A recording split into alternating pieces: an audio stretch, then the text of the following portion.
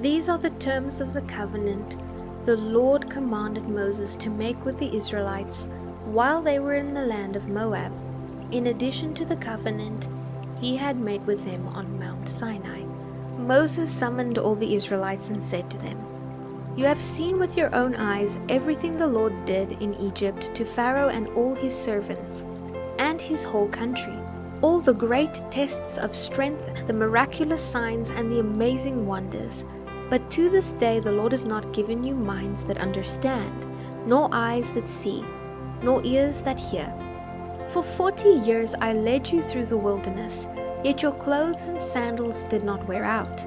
You had no bread or wine or other strong drink, but he gave you food so you would know that he is the Lord your God. When we came here, King Sihon of Heshbon and King Og of Bashan came out to fight against us, but we defeated them. We took their land and gave it to the tribes of Reuben and Gad, and to the half-tribe of Manasseh as their inheritance. Therefore obey the terms of this covenant, so that you will prosper in everything you do. All of you, your tribal leaders, your judges, your officers, all the men of Israel are standing today before the Lord your God. With you are your little ones, your wives, and the foreigners living among you, who chop your wood and carry your water. You are standing here today to enter into a covenant with the Lord your God. The Lord is making this covenant with you today, and he has sealed it with an oath. He wants to confirm you today as his people, and to confirm that he is your God, just as he promised you, and he swore to your ancestors Abraham, Isaac, and Jacob. But you are not the only ones with whom the Lord is making this covenant with its obligations. The Lord your God is making this covenant with you who stand in his presence today, and also with all future generations of Israel. Surely you remember how we lived in the land of Egypt, and how we traveled through the lands of enemy nations as we left. You have seen their detestable idols made of wood, stone, silver, and gold. The Lord made this covenant with you so that no man, woman, family, or tribe among you would turn away from the Lord our God to worship these gods of other nations, and so that no root among you would bear bitter and poisonous fruit. Let none of those who hear the warnings of this curse consider themselves immune, thinking, "I am safe, even though I'm walking in my own stubborn way." This would lead to utter ruin. The Lord will not pardon such people. His anger and jealousy will burn against them. All the curses written in this book will come down on them, and the Lord will erase their names from under heaven. The Lord will separate them from all the tribes of Israel to pour out on them all the covenant curses recorded in this book of law. Then the generations to come, both your own descendants and the foreigners who come from distant lands, will see the devastation of the land and the diseases the Lord will send against it. They will find its soil turned into sulfur and salt, with nothing planted and nothing growing, not even a blade of grass. It will be just like Sodom and Gomorrah, Admah and Zeboim, which the Lord destroyed in his anger. The surrounding nations will ask, "Why has the Lord done this to his land? Why was he so angry?" And they will be told, "This happened because the people of the land broke the covenant they made with the Lord, the God of their ancestors, when he brought them out of the land of Egypt. They turned to serve and worship other gods that were foreign to them, gods that the Lord had not designated for them. That is why the Lord's anger burned against this land, bringing down on it all the curses recorded in this book. In great anger, the fury, the Lord uprooted his people from their land and exiled them to another land, where they still live today.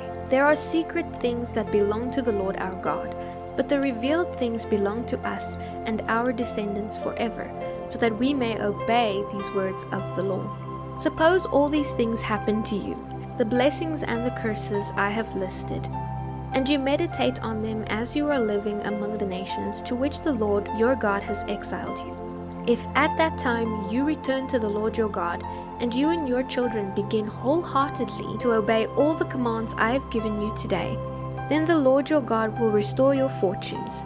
He will have mercy on you and gather you back from all the nations where he has scattered you.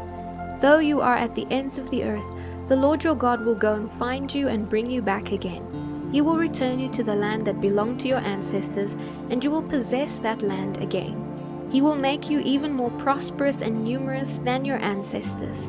The Lord your God will cleanse your heart and the hearts of all your descendants, so that you will love him with all your heart and soul, and so you may live. The Lord your God will inflict all these curses on your enemies and persecutors. Then you will again obey the Lord and keep all the commandments I am giving you today. The Lord your God will make you successful in everything you do. He will give you many children and numerous livestock, and your fields will produce abundant harvests. For the Lord will delight in being good to you as he was to your ancestors.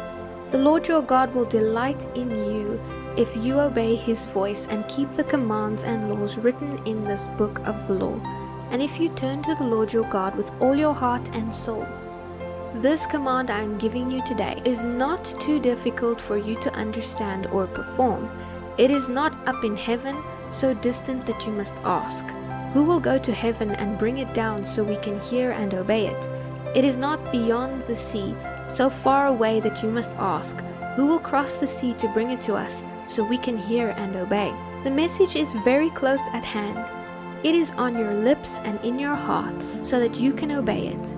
Now listen. Today I am giving you a choice between prosperity and disaster, between life and death. I have commanded you today to love the Lord your God and to keep his commands, laws and regulations by walking in his ways. If you do this, you will live and become a great nation, and the Lord your God will bless you and the land you are about to enter and occupy.